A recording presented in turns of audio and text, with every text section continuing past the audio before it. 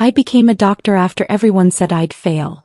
Now my brother, ex-husband, and in-laws are furious I refused to treat them when they showed up at my ER demanding free care. Welcome, family. Please subscribe if you enjoy stories like this. Say hello in the comments and tell us your city or country. With that, let's continue our story. The fluorescent lights of the ER hummed above me as I sutured a construction worker's lacerated arm. My hands moved with practiced precision, muscle memory taking over while my mind wandered to the stack of student loan statements waiting at home. 12 years. That's how long it took me to become Dr. Amelia Richardson. 12 years of ramen noodles, overnight shifts, and proving everyone wrong. Dr. Richardson, you have visitors in the waiting room, Nancy, our triage nurse, announced through the doorway. Her expression was odd, uncertain. They're insisting it's urgent. Family emergency. My stomach dropped. Family. I hadn't spoken to my mother in 3 years. Not since she told me I was wasting everyone's time playing doctor. My brother Jace called me once last year asking for money I didn't have. And my ex-husband Derek? He'd made it clear I was nothing without him. I finished the suture, gave post-care instructions, and walked toward the waiting room with heavy feet. The automatic doors slid open and there they were, a tableau of my painful past. Jace sat slouched in a plastic chair, his face pale and sweating. Beside him stood Derek, his arm around a pregnant woman I'd never seen. My former mother-in-law, Patricia, stood with her arms crossed, lips pursed in that familiar expression of disapproval. Finally, Patricia snapped. We've been waiting 20 minutes. Jace needs to be seen immediately. My heart hammered against my ribcage. What's wrong with Jace? That's what you're going to find out, Derek interjected, his voice dripping with entitlement. For free, obviously.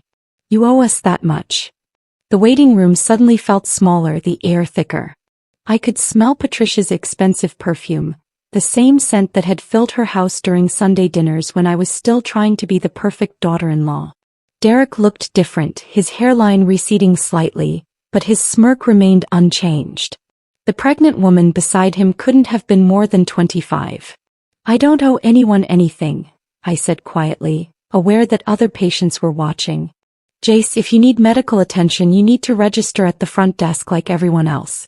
We'll treat you according to triage priority. Jace groaned, clutching his side. Amelia, please. It hurts real bad. I think it's my appendix or something. There was a time when Jace and I were close. We'd shared a bedroom growing up, whispered secrets in the dark about escaping our neighborhood. Then I got accepted to college on a full scholarship and everything changed. He told everyone I thought I was better than them. The registration desk is right there. I gestured toward the window where Kelly sat, looking uncomfortable. They'll get your insurance information, Anne. Insurance. Patricia laughed, harsh and bitter. Don't be ridiculous. You're a doctor now, aren't you? Derek told us all about this fancy job. You can just take him back. Derek stepped forward and I noticed his hand resting possessively on his girlfriend's swollen belly. Come on, Amelia. After everything we did for you, you can't do this one thing. Everything you did for me? The words came out sharper than intended. You mean like when you maxed out our credit cards to buy a truck?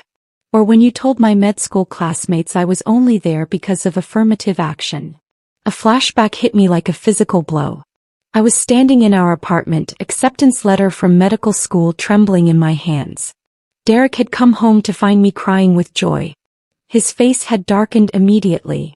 Are you serious right now? He'd said. For more years. Amelia, we were supposed to start a family. I already told my parents we'd give them grandkids soon. This is my dream, I'd whispered. You said you supported me. I supported you through college. That was enough. This doctor thing? Seago. You're not smart enough for medical school and you know it. My mother said. I don't care what Patricia said. His hand had gripped my wrist then, not hard enough to bruise but firm enough to frighten. You're going to embarrass me. Everyone will see you fail. Standing in the ER now, I forced myself back to the present. Derek's girlfriend looked uncomfortable, shifting her weight. Patricia's eyes were cold, calculating. Jace groaned again, louder this time. Look, I said, keeping my voice steady. I'm not your personal physician. I'm an emergency medicine doctor. Jace needs to go through the proper channels. I can't just. Can't or won't. Patricia interrupted. I always knew you were selfish. Derek, this is exactly what I warned you about. She was never going to put family first. The other patients in the waiting room had stopped pretending not to listen. An elderly woman near the corner watched with keen interest. A mother with a sick toddler shifted uncomfortably, clearly wanting to defend me but uncertain about getting involved. Family, I repeated slowly, is supposed to support each other.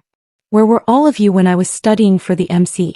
When I was working 3 jobs to pay for applications? Jace suddenly stood up, his face contorting.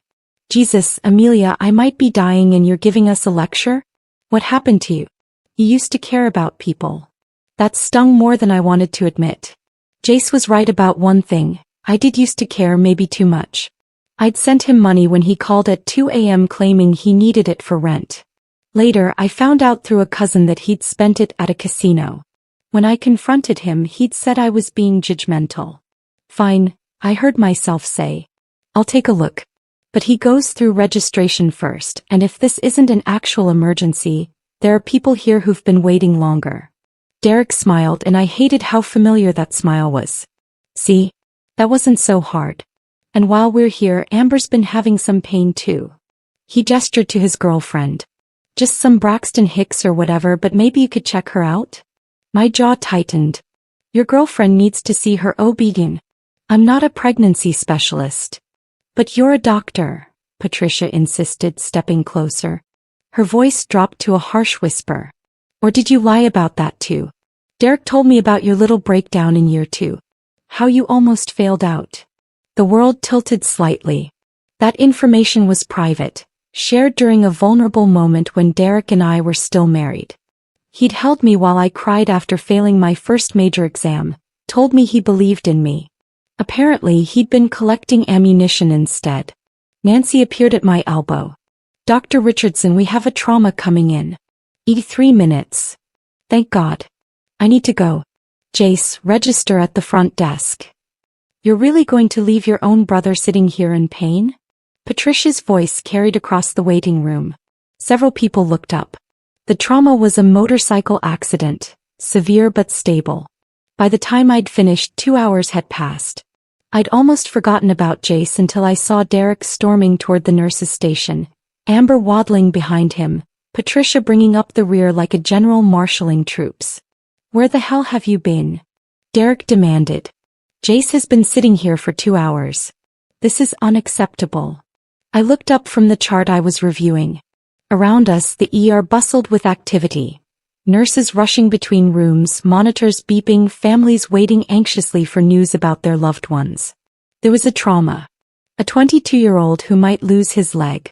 That took priority. Over family? Patricia's voice could have cut glass. I set down my pen carefully. Over a potential appendicitis that could be gas, yes. Over someone who's been texting on his phone for the last hour, according to the triage nurse? Absolutely. Derek's face reddened. You've changed, Amelia. Money and a fancy degree made you forget where you came from. Where I came from? I laughed, surprised by the bitterness in my own voice. I came from a mother who told me I'd end up pregnant and on welfare. From a brother who stole my laptop to pawn it for drug money. From a husband who told his friends I was too stupid to finish medical school. So yeah, Derek, I've changed. I stopped letting people like you define me. Amber's eyes widened. Derek's hand tightened on her shoulder. Patricia looked like she wanted to spit fire. Jace has insurance, I continued, my voice steady now. He's been registered. Dr. Rodriguez will see him shortly. You all need to return to the waiting area. I want to speak to your supervisor, Patricia announced. Feel free. Dr. Sarah is the attending tonight. She's in trauma bay too. Jace finally got seen by Dr. Rodriguez. The diagnosis? Gas and mild constipation, likely from a diet consisting primarily of fast food and energy drinks. No appendicitis. No emergency. Just entitled expectations that I'd drop everything for a problem that could have been solved with Tums and water. I found out through Kelly at registration that Jace had told her not to run his insurance, that his sister was a doctor and would take care of everything. Derek had actually argued with her, saying family members shouldn't have to pay. When my shift ended at midnight, I found Derek leaning against my car in the parking garage. The flickering overhead lights cast strange shadows across his face. My hand instinctively moved to my keys, positioning them between my fingers. "We need to talk," he said, pushing off from the hood. "No, we don't. We're divorced. You're having a baby with someone else. There's nothing to discuss." He moved closer and I smelled alcohol on his breath. "You made me look bad in there. Patricia's upset. Jace thinks you hate him. This isn't you, Amelia." "You're right. The old Amelia would have apologized. Would have scrambled to make everyone else comfortable while she drowned. That Amelia died somewhere between your affair with Amber and the divorce papers you served me while I was studying for my boards." His expression shifted, something almost like regret flickering across his features before hardening into anger. "I gave you the best years of my life. I supported your dream even when everyone said you'd fail." "You supported my dream?" My voice echoed in the concrete structure. "You sabotaged me at every turn. You picked fights before every exam. You invited your friends over when you knew I needed to study." Derek stepped back, surprised by my vehemence. In the harsh fluorescent lighting I could see he'd aged. Not much, but enough. There were lines around his eyes that hadn't been there before, a hardness to his jaw. "That's not fair," he said quietly. "I was there when your mom told you to give up. I defended you. You defended me to other people so you could destroy me in private." "That's worse, Derek. That's so much worse." A flashback. Our tiny apartment, me at the kitchen table surrounded by anatomy textbooks. It was 2 a.m. Derek had come home drunk with friends in tow. They'd been loud, playing video games, yelling at the screen. When I'd asked them to quiet down, Derek had laughed. "It's my house too, Dr. Amelia. Or should I say almost doctor? Didn't you fail that exam last week?" His friends had gone quiet. I'd felt my cheeks burn with humiliation. That failure had been eating at me for days and he knew it. We talked about it. He'd held me while I cried. "I passed my retake," I'd said quietly. "You know that. For now. We'll see how long it lasts." Standing in the parking garage now, I looked at the man I'd once loved. "Did you ever actually believe in me? Or was it all just control? Keeping me dependent?" Derek's silence was answer enough. "Amber's pregnant," I said softly. "Congratulations. I hope you're better to her than you were to me. But if you ever show up at my workplace again, if you ever try to use our past relationship to manipulate me, I'll file a restraining order." I'm not that scared girl anymore.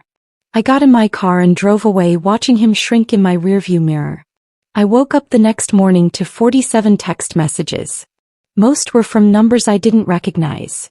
Family members I hadn't spoken to in years, Derek's relatives, even old friends from the neighborhood. The messages ranged from disappointed to outright hostile. Unknown number. "You really think you're better than everyone now? Your mama was right about you. Cousin Shanice," Jace called me crying. "How could you turn your back on family? We all struggle sometimes. Patricia, I've spoken to several people about your conduct last night. You violated your Hippocratic oath. I'm reporting you to the medical board. That last one made my coffee taste bitter." I knew Patricia was bluffing. I hadn't violated anything, but the threat still twisted in my gut. I'd worked too hard to have my license threatened over family drama. There was one message from Jace sent at 3 a.m. "You were my hero once. I wanted to be like you. Now I don't even recognize you."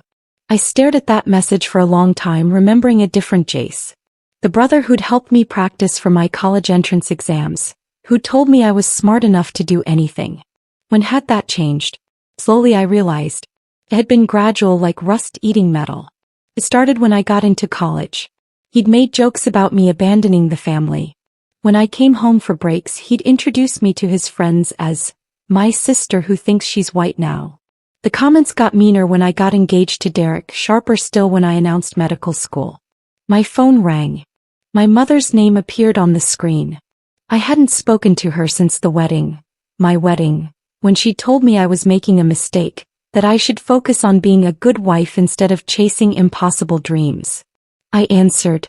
Silence stretched between us for several seconds. Amelia. Her voice was exactly as I remembered, sharp, worn down by years of struggle and disappointment. I need to talk to you about Jace. Hello to you too, Mama. Don't get smart with me. Your brother needed help and you turned your back on him. After everything I did to raise you, this is how you repay me. I closed my eyes, counted to 5. Jace had gas. He's fine. He got treated by another doctor. Everything was handled appropriately. Appropriately. She laughed, bitter and hard. You sound like one of them now. I always told you this would happen. Education makes you forget your people. Pie people. Something inside me cracked. My people told me I'd fail. My people said I was uppity for wanting more than what you had.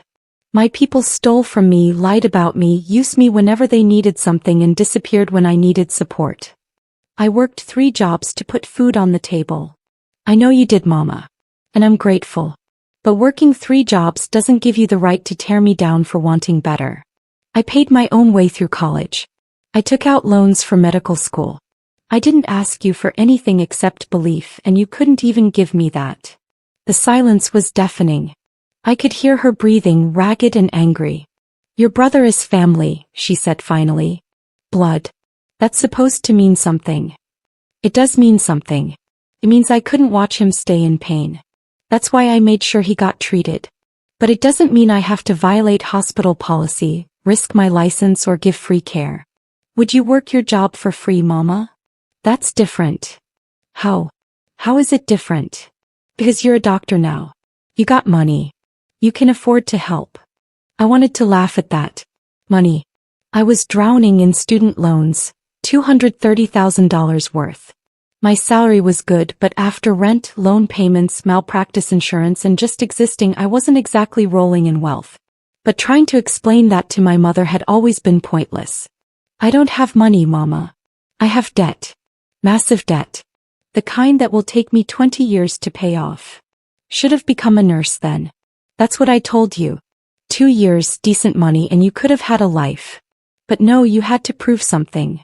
There was the real issue. Not that I'd become a doctor, but that I'd succeeded when she'd predicted failure. My success was a mirror reflecting her own unrealized dreams, and she couldn't forgive me for it. I have to go, I said quietly. I have another shift tonight. Jace needs money for his medical bill. He has insurance. And if he can't pay, the hospital has financial assistance programs. He can apply like everyone else. You're really going to make your own brother fill out paperwork? Apply for charity. Yes. Because that's how it works. That's reality, Mama. I don't make the rules. She hung up without saying goodbye. I sat in my quiet apartment looking at the medical degree on my wall.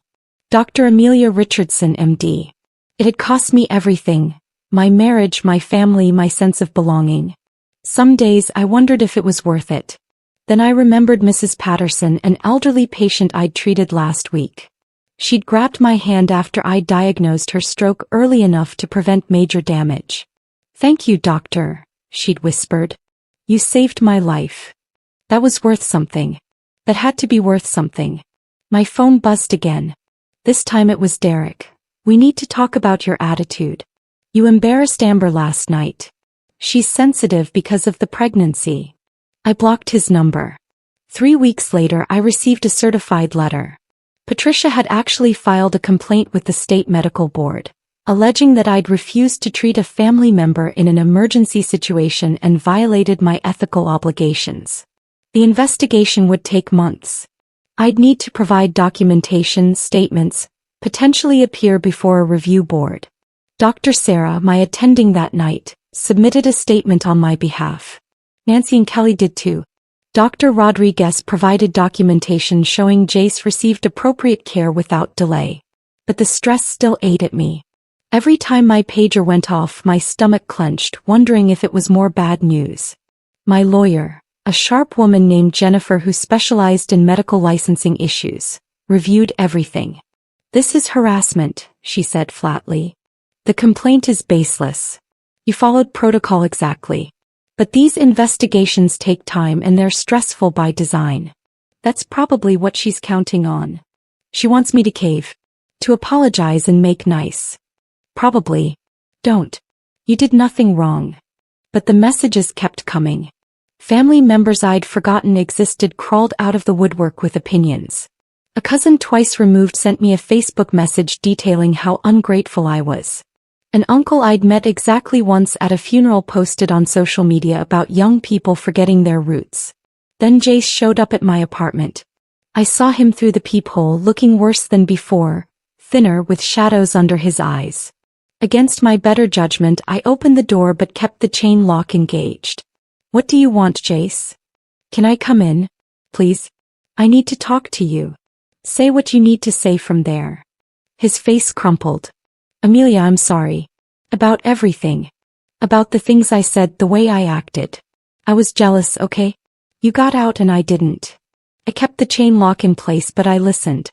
Jace leaned against the doorframe and I could see he'd been crying. Do you remember when we were kids? He asked. You used to help me with homework. You told me I was smart, that I could do anything. I remember. I believed you then. But somewhere along the way I stopped believing in myself. And it was easier to tear you down than face my own failures. Mama did it too. She sees you succeeding and it reminds her of everything she couldn't do. That's not my fault, Jace. I know. He wiped his eyes. I know it's not. But we made it your problem anyway. And Derek, God, he's been trash-talking you for years. I should have defended you but I didn't. I joined in because it made me feel better about my own life. Why are you telling me this now? Because I'm in rehab. Court-ordered. Possession charges. And they make you do this family inventory thing looking at relationships you've damaged. Amelia, I've damaged ours beyond repair, haven't I? I thought about lying, about offering false hope. But Jace deserved the truth. Yeah, I said softly. If that night at the ER wasn't the problem. It was years of small cruelties, of using me and then mocking me for having boundaries. I can't have you in my life anymore, Jace. It costs me too much. He nodded, tears streaming down his face. I understand. But I needed you to know I'm sorry. Really truly sorry. And I'm proud of you. So fucking proud. You did it, sis. You became someone. You could have too. Maybe. But I made different choices. That's on me. After he left, I cried for an hour. For the brother I'd lost, for the family I never really had, for the girl who thought love and blood meant unconditional acceptance. The medical board dismissed Patricia's complaint.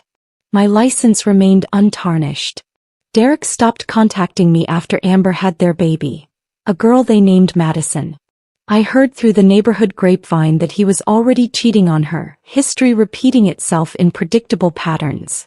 My mother never called again. Jace sent occasional emails from rehab, updates on his progress. I read them but didn't respond. Some bridges once burned can't be rebuilt. 6 months after that night in the year, I was working another shift when a young woman came in, scared and alone. She reminded me of myself at 22. Determined but doubting, fighting against voices that told her she wasn't enough. I'm studying for the MC, she confessed while I treated her sprained ankle. Everyone says I won't make it. That I'm not smart enough. I looked at her, really looked at her, and saw my own ghost. They're wrong, I said firmly. And even if the journey is hard, even if you lose people along the way, choosing yourself isn't selfish. It's survival. She smiled, tentative but hopeful. That night, driving home through empty streets, I thought about what success had cost me. My family was gone. My marriage had failed. I was alone in ways I'd never imagined, facing years of debt and the weight of expectations. But I'd also saved lives. Comforted the dying. Held hands during frightening diagnoses. Made a difference in ways my family never could understand. Was it worth it? I still didn't know. Maybe I never would. What I did know was this. I'd become Dr. Amelia Richardson despite everyone who said I'd fail. And that truth, bitter and hard one, was mine alone to carry. No one could take it from me. Not family, not ex-husbands, not the voices that still whispered I wasn't enough. I was enough. I'd always been enough. And perhaps that knowledge, solitary and painful as it was, would have to be sufficient. If you found Amelia's story moving, please like this video and subscribe for more real-life stories about resilience, family, and finding your own path. Drop a comment below sharing your own experiences with toxic family dynamics or choosing yourself over expectations. Your story matters. And remember, choosing yourself isn't selfish. It's survival. Hit that notification bell so you never miss an upload. And let's build a community where we support each other's growth, even when it's painful.